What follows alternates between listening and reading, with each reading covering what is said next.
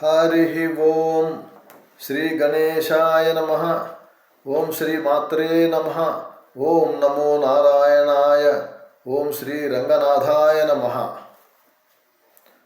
శాంతాకారం భుజగశయనం పద్మనాభం సురేశం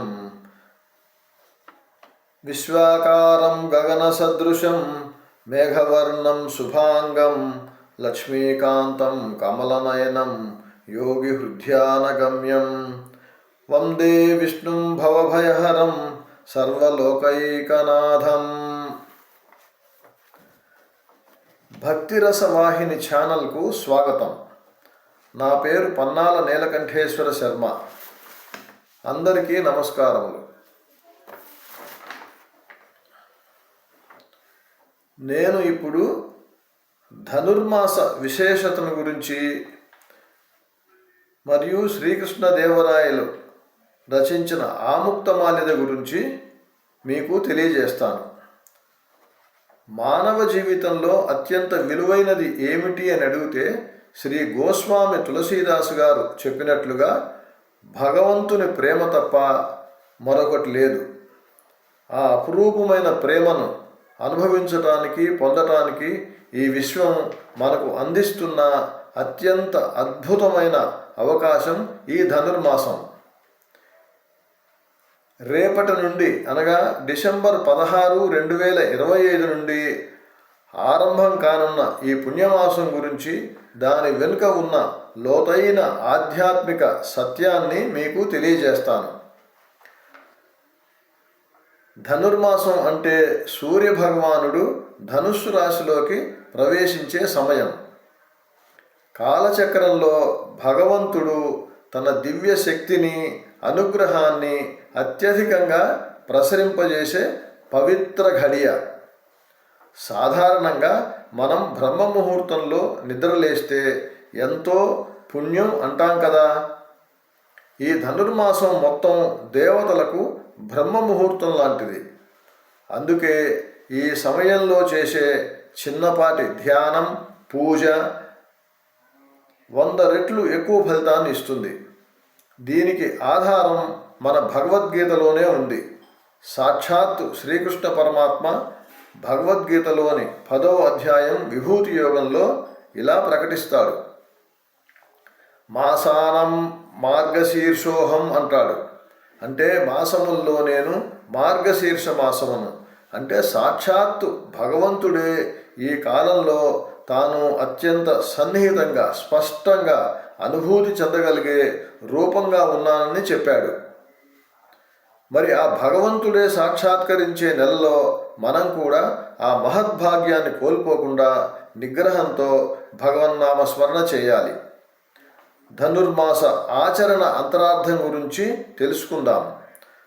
ధనుర్మాసంలో పూజలు ఎలా చేయాలి అంటే ముఖ్యంగా ఉషఃకాల పూజకే అత్యంత ప్రాధాన్యత ఇవ్వాలి. బ్రహ్మ ముహూర్తంలోనే లేవాలి. ఎందుకంటే ఆ సమయంలో ప్రపంచమంతా నిశ్శబ్దంగా, ప్రశాంతంగా ఉంటుంది. ఆ ప్రశాంతతే మన ధ్యానాన్ని, ఏకాగ్రతను పెంచుతుంది. స్నానం చేసి శుచిగా ఉండి శ్రీ మహావిష్ణువును లేదా మీ ఇష్టదైవాన్ని ఆరాధించాలి. పొంగలి, పాయసం నైవేద్యంగా సమర్పించాలి. ఈ చలికాలంలో వేడివేడి నైవేద్యాలు సమర్పించడం అనేది లోక కళ్యాణం కోసం. దేహానికి ఉష్ణాన్నిచ్చే ప్రసాదాలని పంచిపెట్టాలనే సేవా తత్పరతకు నిదర్శనం.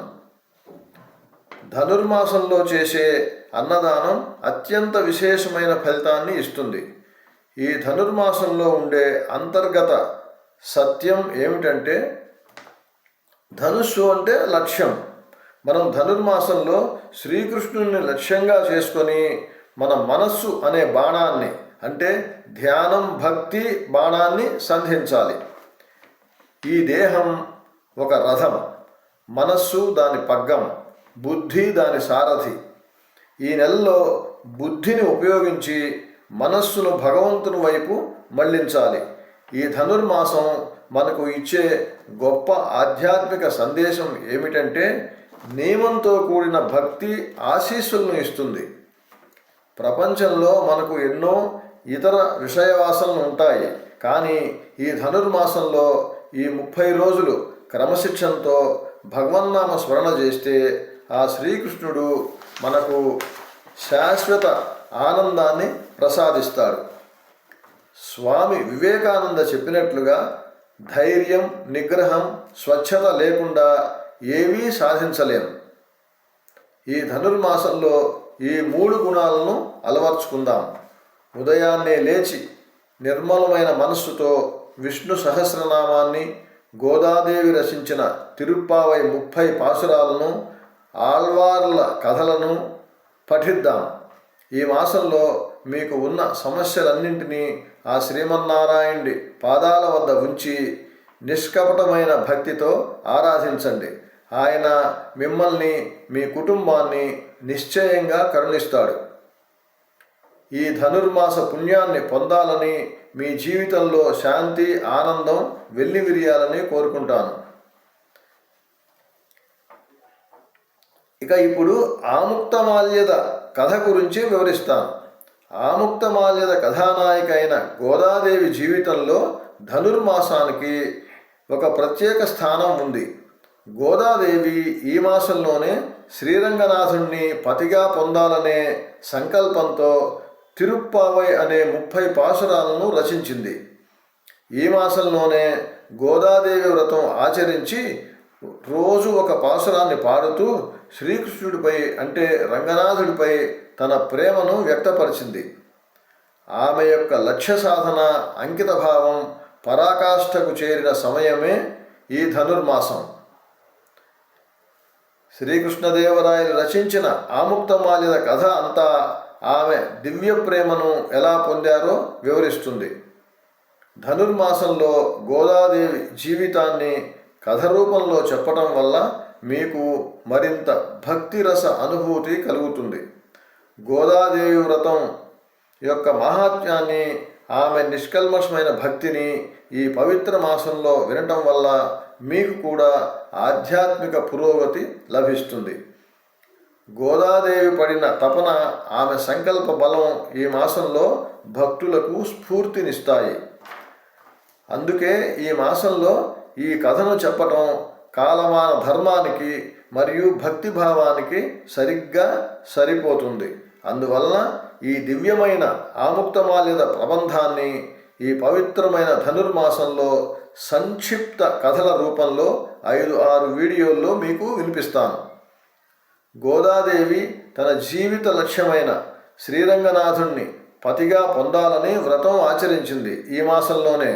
అందుకే ఈ ధనుర్మాసంలో ఆమె యొక్క దివ్య ప్రేమ కథను వినటం వల్ల మనకు కూడా ఆ పరాత్పరుడి అనుగ్రహం లభిస్తుంది.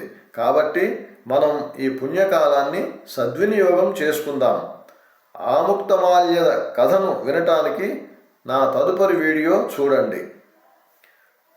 ఓం నమో భగవతే వాసుదేవాయ. కృష్ణం వందే జగద్గురుం. అందరికీ నమస్కారములు, ధన్యవాదాలు. స్వస్తి. ఈ వీడియో మీకు నచ్చినట్లయితే లైక్ చేయండి, షేర్ చేయండి, సబ్స్క్రైబ్ చేయండి, కామెంట్ చేయండి.